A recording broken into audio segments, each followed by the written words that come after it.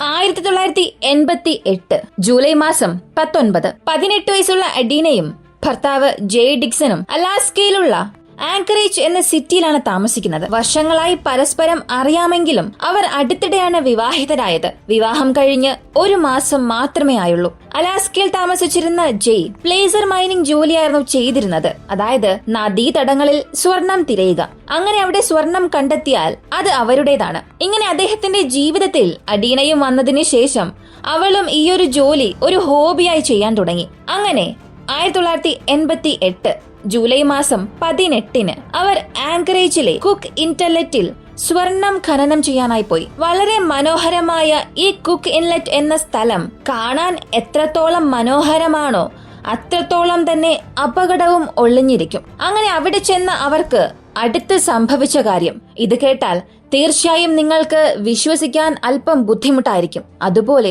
ഈയൊരു സംഭവം കേട്ടുകൊണ്ടിരിക്കുമ്പോൾ നിങ്ങൾക്ക് ശ്വാസമിടാൻ പോലും ഒരല്പം ബുദ്ധിമുട്ടുണ്ടാകും. അതേ അനുഭവമായിരുന്നു എനിക്കും. നമ്മുടെ ചാനലിൽ പലപ്പോഴും പറയാറുള്ള ഒരു കാര്യമാണ്, സത്യം എപ്പോഴും കെട്ടുകഥകളെക്കാൾ വിചിത്രമായിരിക്കും. ഈ വീഡിയോ കണ്ടവസാനിപ്പിക്കുമ്പോൾ നിങ്ങൾക്കും അതുപോലെ തന്നെയായിരിക്കും തോന്നുക. അങ്ങനെ അവർക്ക് എന്ത് സംഭവിച്ചു എന്നുള്ളതാണ് ഈ വീഡിയോയിലൂടെ നമ്മൾ അറിയാൻ പോകുന്നത്.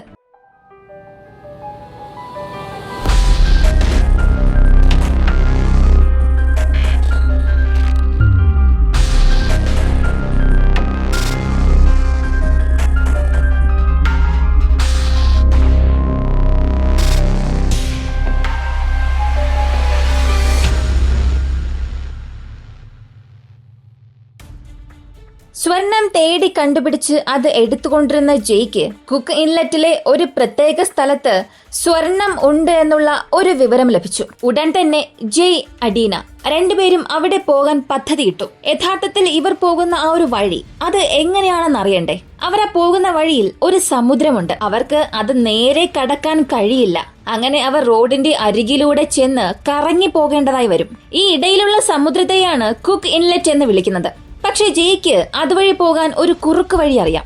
ഈ ഇടയിലുള്ള ആ ഒരു സമുദ്രം ഒരു പ്രത്യേക സമയത്ത് ലോ ടൈഡും മറ്റൊരു പ്രത്യേക സമയം വരെയും ഹൈ ടൈഡും ആയിരിക്കും. ആദ്യം ഈ ലോ ടൈഡ്, ഹൈ ടൈഡ് ഇവ എന്താണെന്നറിയാം. നമ്മുടെയൊക്കെ ഇവിടെ വേലിയേറ്റം, വേലിയിറക്കം എന്നൊക്കെ പറയുമല്ലോ, അത് തന്നെയാണ്. അവിടെ വേലിയിറക്കം ഉണ്ടാവുകയാണെങ്കിൽ അവിടെയുള്ള ജലനിരപ്പ് താഴേക്ക് പോവുകയും ആ നിലം അവിടെ ദൃശ്യമാവുകയും ചെയ്യും. തറ വ്യക്തമായി കാണാൻ കഴിയും. ഇതിനെയാണ് ലോ ടൈഡ് എന്ന് പറയുന്നത്. പിന്നീട് ഒരു പ്രത്യേക സമയത്തിന് ശേഷം ഉള്ളിലേക്ക് കയറിയ കടൽ വീണ്ടും പുറത്തേക്ക് വരാൻ തുടങ്ങും. ഇതാണ് ഹൈ ടൈഡ്, വേലിക്കയറ്റം. ഇദ്ദേഹത്തിന് ഇവിടെ ഒരു കുറുക്കുവഴി അറിയാമായിരുന്നു. അതായത് ആ വേലി ഇറക്ക സമയം, അപ്പോ ജലനിരപ്പ് കുറയും. ആ സമയം അവിടം ഒരു ചെളി നിറഞ്ഞ പ്രദേശമായിരിക്കും. അതിനാൽ ഹൈവേയിൽ നിന്നും നേരെ ഇറങ്ങി ആ ചെളി നിറഞ്ഞ പ്രദേശത്തൂടെ പോവുകയാണെങ്കിൽ പകുതി സമയം നമുക്ക് ലാഭിക്കാൻ സാധിക്കും. പെട്ടെന്ന് തന്നെ തങ്ങൾക്ക് പോകേണ്ട സ്ഥലത്ത് എത്താനും കഴിയുമെന്ന് അവർ ചിന്തിച്ചു. അങ്ങനെ ജൂലൈ മാസം 17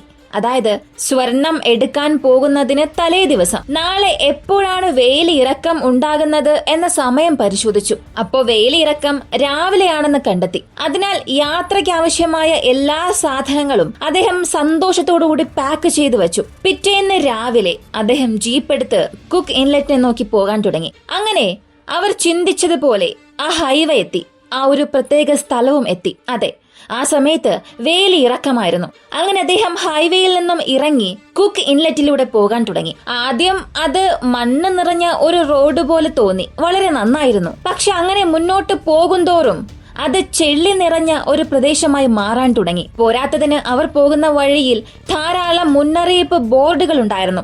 അപകടകരമായ വെള്ളവും ചെളിയും ഇവിടെ ഉണ്ടാകും എന്നുള്ള ചെറിയ മുന്നറിയിപ്പ് ബോർഡുകളും അവിടെ സ്ഥാപിച്ചിരുന്നു. ഇവയൊക്കെ കണ്ടിട്ട് കൂടിയും അതൊന്നും കാര്യമാക്കാതെയാണ് ഇവർ രണ്ടുപേരും ജീപ്പിൽ മുന്നോട്ട് പോയിക്കൊണ്ടിരുന്നത്. സത്യത്തിൽ അവർ ഇതിൽ ഭയപ്പെടേണ്ടയോ വിഷമിക്കേണ്ടയോ ആവശ്യം ഇല്ല.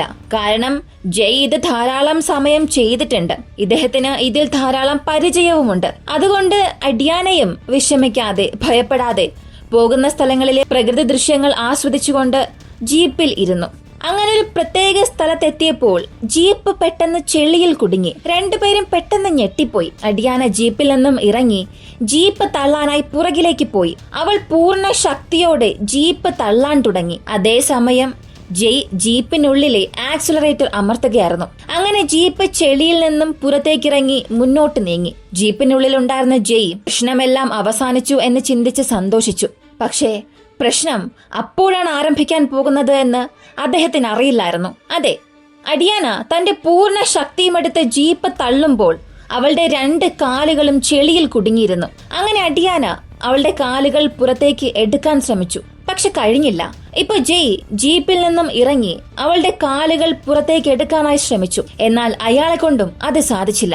ഈ സമയം ജയ്ക്ക് ഒരു ഐഡിയ തോന്നി. സ്വർണം കണ്ടെത്തിയെടുക്കാനായി അദ്ദേഹം ഉപയോഗിച്ചിരുന്ന ഒരു ഡ്രഡ്ജ് എടുത്തുകൊണ്ടുവന്നു. ആ മെഷീൻ ഉപയോഗിച്ച് അവളുടെ കാലിന് ചുറ്റുമുള്ള എല്ലാ ചെളിയും വൃത്തിയാക്കാൻ തുടങ്ങി. അങ്ങനെ അവർ വിചാരിച്ചതുപോലെ കുറച്ച് മിനിറ്റിനുള്ളിൽ ഒരു കാൽ ചെളിയിൽ നിന്നും പുറത്തേക്ക് വന്നു. അതുപോലെ ആ യന്ത്രം ഉപയോഗിച്ച് മറ്റൊരു കാലം പുറത്തേക്കെടുക്കാൻ ശ്രമിച്ചപ്പോൾ ആ വേലിയിറക്കം വേലിക്കയറ്റമായി മാറാൻ തുടങ്ങി. അതായത് സമുദ്രനിരപ്പ് ഉയരാൻ തുടങ്ങി. ഇപ്പോ ഇത് കേട്ടുകൊണ്ടിരിക്കുന്ന നിങ്ങൾക്ക് ഒരല്പം ഭയമുണ്ടാകാം. പക്ഷേ അവർ രണ്ടുപേരും ഭയപ്പെട്ടില്ല. കാരണം ജയ് വിചാരിച്ചതുപോലെ ആ ഡ്രഡ്ജ് ശരിയായി തന്നെ പ്രവർത്തിക്കുന്നുണ്ട്. അങ്ങനെ ഒരു കാൽ പുറത്തേക്ക് എടുത്തതുപോലെ മറ്റേ കാലും പുറത്ത് എടുക്കാൻ കഴിയും. വേലി കയറ്റം പൂർണ്ണമാകുന്നതിന് ഇനിയും സമയമുണ്ട്. അങ്ങനെ അത് പൂർത്തിയാകുന്നതിന് മുൻപ് 2 കാലുകളും പുറത്തേക്കെടുത്ത് ജീപ്പും പുറത്തേക്കെടുത്ത് ഇവിടെ നിന്ന് പോകാം എന്ന് രണ്ടുപേരും വിശ്വസിച്ചു. അങ്ങനെ അവർ ഡ്രഡ്ജ് ഉപയോഗിച്ച് വീണ്ടും ചെളി എടുക്കാൻ തുടങ്ങിയപ്പോൾ വെറും ഭയമല്ല, ഒരു മരണഭയം അവരുടെ കൺമുൻപിൽ വരുന്ന രീതിയിൽ ഒരു സംഭവം ഉണ്ടായി. അവർ പ്രവർത്തിപ്പിച്ചുകൊണ്ടിരുന്ന ആ ഡ്രഡ്ജ് മെഷീൻ ഇപ്പൊ തകർന്നു പോയി. അഡിയാന, ജയ് രണ്ടുപേരും പരിഭ്രാന്തരാകാൻ തുടങ്ങി. ജയ് ആ മെഷീൻ നന്നാക്കാൻ ശ്രമിച്ചു. പക്ഷെ അദ്ദേഹത്തെ കൊണ്ട് സാധിച്ചില്ല. ജലനിരപ്പ് ഉയരുന്നത് അവർക്ക് കൺമുൻപിൽ തന്നെ കാണാൻ സാധിച്ചു. ജയ് ഭയത്തോടുകൂടി ഓടി ജീപ്പിലേക്ക് ചെന്ന് ഒരു മൺവെട്ടി എടുത്തുകൊണ്ടുവന്നു. എന്നിട്ട് അഡിയാനയുടെ കാലിന് ചുറ്റുമുള്ള ആ ചെളി കോരിയെടുക്കാൻ തുടങ്ങി. പക്ഷെ അതൊരു സിമന്റ് പോലെ വളരെ കഠിനമായിരുന്നു. അദ്ദേഹത്തെ കൊണ്ട് അതിനെ ഒരല്പം പോലും കുഴിച്ചെടുക്കാൻ സാധിച്ചില്ല. ഇതൊക്കെ കൊണ്ടാണ് ആളുകൾ ആരും അവിടെ വരാൻ പാടില്ല എന്നുള്ള ധാരാളം മുന്നറിയിപ്പ് ബോർഡുകൾ അവിടെ കൊടുത്തിരുന്നത്. അതും ഈ ലോ ടൈഡ്, ഹൈ ടൈഡ് ഇതിനിടയിൽ വളരെ കുറഞ്ഞ സമയം മാത്രമേ ഉണ്ടാവുകയുള്ളൂ. സത്യത്തിൽ ആ കുറഞ്ഞ സമയത്തിൽ അവിടെ എന്തൊക്കെ സംഭവിക്കും എന്നറിയണ്ടേ? വേലി ഇറക്കത്തിന് ശേഷം ആ നിലം ഒരു ഉറച്ച പ്രതലം പോലെ ആയിരിക്കും. ആ സമയത്ത് നിങ്ങൾക്ക് അതിലൂടെ നടക്കുകയോ കാർ ഓടിക്കുകയോ ഒക്കെ ചെയ്യാം. പക്ഷെ കുറച്ച് മിനിറ്റുകൾക്കുള്ളിൽ അതൊരു ചെളി നിറഞ്ഞ പ്രദേശമായി മാറാൻ തുടങ്ങും. അപ്പോ ആളുകൾ നടന്നാലോ കാറുകൾ പോയാലോ എന്ത് തന്നെ സംഭവിച്ചാലും എല്ലാം അതിനടിയിൽ കുടുങ്ങിപ്പോകും. എന്നാൽ പിന്നീട് ആ ചെളി നിറഞ്ഞ പ്രദേശം വീണ്ടും കഠിനമാകാൻ തുടങ്ങും. അപ്പോ അകത്ത് എന്തു കുടുങ്ങിക്കിടന്നാലും അത് പുറത്തേക്കെടുക്കുക വളരെ പ്രയാസമായിരിക്കും. അവർക്കായി വിരിച്ചിരുന്ന ഒരു കെണി പോലെ കൃത്യം ആ സമയത്ത് തന്നെ വേലി കയറ്റവും വന്നു. അങ്ങനെ വേലി കയറുന്നതും വെറും ഇടുപ്പോളം ആയിരിക്കില്ല. ഉദാഹരണത്തിന് ഒരാൾ അവിടെ കുടുങ്ങിക്കിടക്കുകയാണ്. ഈ സമയത്താണ് വേലി കയറ്റം ഉണ്ടാകുന്നത് എങ്കിൽ അവർക്ക് മുകളിൽ ഏകദേശം 30 അടിയോളം വെള്ളമുണ്ടാകും. ഞാനീ പറഞ്ഞതിൽ നിന്നും അഡിയാന ഏത് അവസ്ഥയിലാണെന്നുള്ളത് നിങ്ങൾക്ക് വ്യക്തമായി മനസ്സിലായി കാണും. ഇപ്പൊ അവളുടെ ഹൃദയമിടിപ്പ് വേഗത്തിലാകാൻ തുടങ്ങി. പരിഭ്രാന്തിയിൽ ജയ്ക്ക് എന്ത് ചെയ്യണമെന്നേ അറിയില്ല. ആ കോരി ഉപയോഗിച്ച് അവൻ ആ ചെളി നീക്കം ചെയ്യാൻ ശ്രമിച്ചു. പക്ഷേ ഇതിനകം പറഞ്ഞതുപോലെ അതൊരു സിമന്റ് പോലെ കഠിനമായിരുന്നു. അദ്ദേഹത്തെ കൊണ്ട് ഒന്നും ചെയ്യാൻ സാധിച്ചില്ല. അഡിയാനയുടെ കാൽ അതിൽ നന്നായി കുടുങ്ങിയിരുന്നു. അതേസമയം വെള്ളത്തിന്റെ അളവും അവളുടെ കാല് മുട്ടുവരെ വർദ്ധിച്ചു. എനിക്കൊറ്റയ്ക്ക് എന്തായാലും ഒന്നും ചെയ്യാൻ സാധിക്കില്ല. ഞാൻ ആരെയെങ്കിലും സഹായത്തിന് വിളിച്ചുകൊണ്ട് വരാം എന്ന് പറഞ്ഞ് ജയ് ആ ഹൈവേയിലേക്ക് ഓടാൻ തുടങ്ങി. കാരണം ജലനിരപ്പ് വർദ്ധിച്ചതുകൊണ്ട് അവർക്കിപ്പോ ജീപ്പ് പോലും എടുക്കാൻ സാധിച്ചില്ല. അതുകൊണ്ട് മുട്ടോളമുള്ള വെള്ളത്തിൽ അദ്ദേഹം ഹൈവേയെ നോക്കി ഓടാൻ തുടങ്ങി. ഇപ്പൊ ഭാഗ്യവശാൽ അതുവഴി പോയ 3 ബൈക്കേഴ്സിനെ കൈ കാണിച്ച് അദ്ദേഹം സഹായത്തിനായി വിളിച്ചു. ഭാര്യ ചെളിയിൽ കുടുങ്ങിയെന്നും സഹായം ആവശ്യമാണെന്നും രക്ഷിക്കണമെന്നും അദ്ദേഹം അവരോട് പറഞ്ഞു. ആ ബൈക്കേഴ്സും അയാൾ കാണിച്ച സ്ഥലത്തേക്ക് നോക്കി. അപ്പോ അഡിയാനയുടെ ഇടുപ്പ് വരെയും വെള്ളം വന്നിട്ടുണ്ടായിരുന്നു. അവൾ തന്റെ 2 കൈകളും മുകളിലേക്ക് പൊക്കി സഹായം ചോദിച്ചു. ഇത് കണ്ട 2 ബൈക്കേഴ്സ് അവരുടെ ജീവൻ പോലും പരിഗണിക്കാതെ സഹായിക്കാനായി അഡിയാനയെ നോക്കിപ്പോയി. മറ്റൊരു ബൈക്കർ തൊട്ടടുത്തുള്ള കഫേ ഷോപ്പിലേക്ക് പോയി എമർജൻസി സർവീസിൽ ഇക്കാര്യം അറിയിച്ചു. അങ്ങനെ കുറച്ച് മിനിറ്റുകൾക്കുള്ളിൽ ഫയർഫോഴ്സും മറ്റൊരു റെസ്ക്യൂ സംഘവും അവിടെ എത്തി. അങ്ങനെ ആ റെസ്ക്യൂ ടീം അവിടെ പോകുമ്പോൾ ആ 2 ബൈക്കേഴ്സ് ജയ് രണ്ടുപേരും അഡിയാനയെ പുറത്തേക്ക് എടുക്കാൻ ശ്രമിക്കുന്നതായിരുന്നു കണ്ടത്. വെള്ളത്തിന്റെ അളവ് നെഞ്ചോളം എത്തിയിട്ടുണ്ടായിരുന്നു.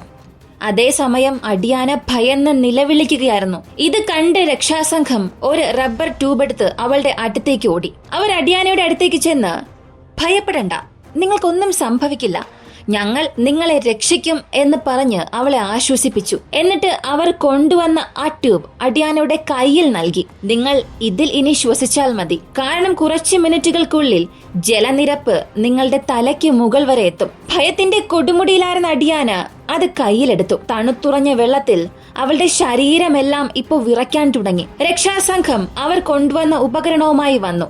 അടുത്ത് എന്ത് ചെയ്യാം എന്ന് പരിശോധിച്ചു. അങ്ങനെ നോക്കി നിൽക്കുമ്പോൾ തന്നെ അടുത്ത ചില സെക്കൻഡിൽ വെള്ളം അഡിയാനയുടെ തലയ്ക്ക് മുകളിൽ വരാൻ തുടങ്ങി. റെസ്ക്യൂ ടീമിനെ കൊണ്ട് ഇപ്പോ അഡിയാനെ കാണാൻ കഴിഞ്ഞില്ല. അവർക്ക് കാണാൻ സാധിച്ചതെല്ലാം അവളുടെ തലയ്ക്ക് മുകളിലുള്ള ആ റബ്ബർ ട്യൂബ് മാത്രമാണ്. ആ റബ്ബർ ട്യൂബ് വഴിയാണ് അവൾ ഇപ്പോൾ ശ്വസിക്കുന്നത്. അഡിയാനയെ പുറത്തേക്കെടുക്കാൻ രക്ഷാസംഘം ചെയ്യുന്ന എല്ലാ കാര്യങ്ങളും പരാജയപ്പെടുന്നു. വാസ്തവത്തിൽ ഒരു ഘട്ടത്തിൽ അവർ ഒരു ഹെലികോപ്റ്റർ കൊണ്ടുവന്നു. അഡിയാനയെ ചുറ്റി ഒരു കയറ് കെട്ടി ആ ഹെലികോപ്റ്ററിലൂടെ അവളെ പുറത്തേക്ക് എടുക്കാൻ ശ്രമിച്ചു. പക്ഷെ അതും പരാജയപ്പെട്ടു. ഇപ്പോ എല്ലാ രക്ഷാപ്രവർത്തകരും കഠിനമായി പരിശ്രമിച്ചു. പക്ഷെ വെള്ളം തണുത്തുറഞ്ഞതിനാൽ അവർക്കൊന്നും ചെയ്യാൻ കഴിയാതെയായി മാറി. ഒടുവിൽ ഒരു രക്ഷാപ്രവർത്തകൻ മുന്നോട്ട് വന്ന് ആ വെള്ളത്തിൽ നിന്ന് തന്റെ തല ഉയർത്തിപ്പിടിച്ചുകൊണ്ട് 2 കൈകളും താഴ്ത്തി അഡിയാനയെ പുറത്തേക്ക് എടുക്കാൻ ശ്രമിച്ചു. അപ്പോ അവളുടെ കയ്യിലുണ്ടായിരുന്ന ആ റബ്ബർ ട്യൂബ് അത് മുകളിലേക്ക് പൊങ്ങിക്കിടക്കുന്നതായിരുന്നു കണ്ടത്. അങ്ങനെയാണെങ്കിൽ അവൾക്ക് ഇനി ശ്വസിക്കാൻ കഴിയില്ല എന്നുള്ളത് അവർക്കറിയാം. ഉടൻ തന്നെ ആ റബ്ബർ ട്യൂബ് എടുത്ത് വെള്ളത്തിനടിയിലൂടെ അവളുടെ വായിലേക്ക് തിരികെ കയറ്റാൻ ശ്രമിച്ചു. പക്ഷെ ഭയം കൊണ്ട് വിറച്ച അവളുടെ കൈകൾ കൃത്യമായി ആ ട്യൂബ് പിടിച്ചില്ല. അവൾക്ക് ശ്വാസം പിടിച്ചു വയ്ക്കാൻ സാധിച്ചില്ല. ഒരു ഘട്ടത്തിൽ അവൾ ശ്വസിക്കാൻ കഴിയാതെ ബുദ്ധിമുട്ടുകയായിരുന്നു. ഒടുവിൽ അവൾ ശ്വാസം വിട്ടു. അങ്ങനെ അവളുടെ വായിലേക്കും മൂക്കിനുള്ളിലേക്കും വെള്ളം കയറി. എല്ലാം അവസാനിച്ചു. അവസാനം അവിടെ ഉണ്ടായിരുന്ന രക്ഷാപ്രവർത്തകരുടെ കൈകളും തണുപ്പിൽ മരവിച്ചു. അവർ എങ്ങനെയൊക്കെയോ നീന്തി കരയിലേക്ക് കയറി. ഇപ്പോ രക്ഷാസംഘം കരയിൽ കാത്തിരിക്കാൻ തുടങ്ങി. കാരണം 6 മണിക്കൂറിന് ശേഷം മാത്രമേ ഇനി വേലി കയറ്റം വേലി ഇറക്കമാവുകയുള്ളൂ. അങ്ങനെ 6 മണിക്കൂറിന് ശേഷം വേലി ഇറക്കമുണ്ടായപ്പോൾ അവർ അഡീനയുടെ മൃതദേഹം പുറത്തേക്കെടുത്തു. ഒരുപക്ഷെ അവൾ ആ ചെളിയിൽ അകപ്പെട്ട ഒരല്പസമയത്തിനുള്ളിൽ തന്നെ രക്ഷാസംഘത്തെ അറിയിച്ചിരുന്നുവെങ്കിൽ അവർ അവരുടെ പ്രത്യേക ഉപകരണങ്ങൾ ഉപയോഗിച്ച് അഡീനയെ രക്ഷിക്കുമായിരുന്നു. എന്നാൽ രക്ഷാസംഘം അവരുടെ പ്രത്യേക എക്യുപ്മെന്റ്സ് എല്ലാം കൊണ്ടുവന്നപ്പോൾ തന്നെ ജലനിരപ്പ് അവളുടെ കഴുത്തിന് മുകളിൽ വന്നിരുന്നു. അതിനാൽ അവർക്കൊന്നും ചെയ്യാൻ സാധിച്ചില്ല. സത്യം പറഞ്ഞാൽ വെള്ളം എവിടെയെല്ലാം ഉണ്ടോ അവിടെയെല്ലാം അപകടവും ഉണ്ടായിരിക്കും. നിങ്ങൾക്ക് നീന്താൻ അറിയാം എന്നുണ്ടെങ്കിലും നിങ്ങൾ എപ്പോഴും ശ്രദ്ധിക്കണം. കാരണം നിങ്ങൾ ചെയ്യുന്ന ഒരു ചെറിയ തെറ്റ്, ഒരു ചെറിയ അശ്രദ്ധ പോലും വളരെ അപകടകരമായി മാറും. പറഞ്ഞു വരുന്നത്, ഇങ്ങനെയുള്ള സ്ഥലങ്ങളിൽ നമ്മൾ എപ്പോഴും സുരക്ഷിതരായിരിക്കണം. എന്നാൽ അതിനുമപ്പുറം എന്തെങ്കിലും സംഭവിച്ചു കഴിഞ്ഞാൽ നമുക്ക് പിന്നെ ഒന്നും ചെയ്യാൻ സാധിക്കില്ല. സത്യം പറഞ്ഞാൽ എനിക്ക് വെള്ളം ഭയമാണ്. നിങ്ങളിൽ ആർക്കൊക്കെയാണ് വെള്ളം കണ്ടാൽ ഭയം? കമന്റിൽ പറയുക. കൂടാതെ അഡിയാനയുടെ ആ അവസാന നിമിഷങ്ങൾ, അതേക്കുറിച്ച് അറിഞ്ഞപ്പോൾ നിങ്ങളുടെ മാനസികാവസ്ഥ എങ്ങനെയായിരുന്നു? അതും കമന്റിൽ പറയുക. ഇങ്ങനെയുള്ള വ്യത്യസ്തമായ യഥാർത്ഥ സംഭവങ്ങളെക്കുറിച്ച് അറിയാൻ താല്പര്യമുള്ളവരാണ് നിങ്ങളെങ്കിൽ അതിന് നല്ലൊരു ഓപ്ഷനാണ് നമ്മുടെ വിക്കിവോക്സ് മലയാളം എന്ന യൂട്യൂബ് ചാനൽ. മറക്കാതെ ഇപ്പൊ തന്നെ സബ്സ്ക്രൈബ് ചെയ്യുക. മറ്റൊരു വീഡിയോയുമായി വീണ്ടും കാണാം.